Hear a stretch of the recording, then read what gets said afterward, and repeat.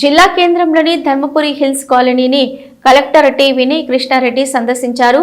గతంలో అసైన్మెంట్ భూములను పంపిణీ చేసిన లబ్ధిదారుల జాబితాను పరిశీలించారు. ప్రభుత్వం అందించిన నివేశన స్థలాలలో లబ్ధిదారులే నివాసం ఉంటున్నారా అని క్షేత్రస్థాయిలో పరిశీలన జరిపారు.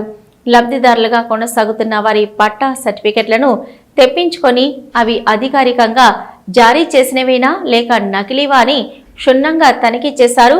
ధర్మపురి హిల్స్ కాలనీలో ఎన్నో కుటుంబాలు ఇంద్రమ్మ ఇళ్ల కోసం దరఖాస్తులు చేసుకున్నాయి. ఎంతమందికి ఇప్పటివరకు ఇళ్లు మంజూరు లభించాయని వార్డు ఆఫీసర్లు వివరాలు అడిగి తెలుసుకున్నారు. రేకుల షెడ్డు, తాత్కాలిక గృహాలలో నివాసాలు ఉంటున్న వారిలో అర్హత కలిగిన కుటుంబాలకు ఇందిరమ్మ ఇళ్లను మంజూరు చేయాలని కలెక్టర్ ఆదేశించారు. ఇప్పటికే ఆమోదం తెలుపబడిన 26 మంది లబ్ధిదారులు వెంటనే ఇళ్ల నిర్మాణాలు ప్రారంభించేలా చూడాలన్నారు.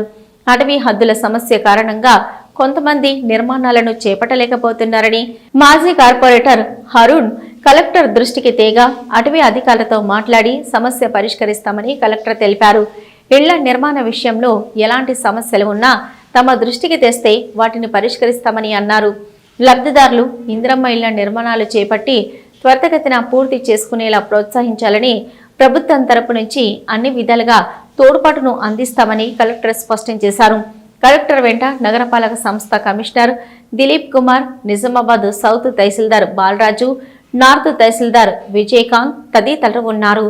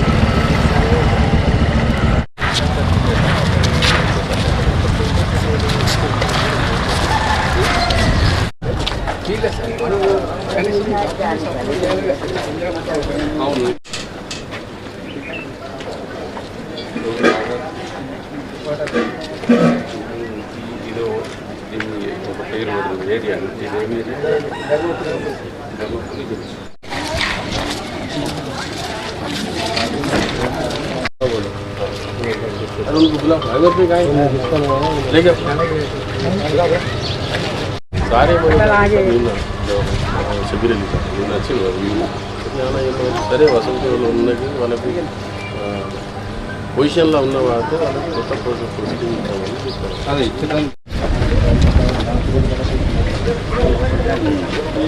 సార్ అసలు ఇష్యూ ఏం లేదు సార్, ఇది రమేష్ గారు ఉన్నారు తహసీల్దార్ చనిపోయింది.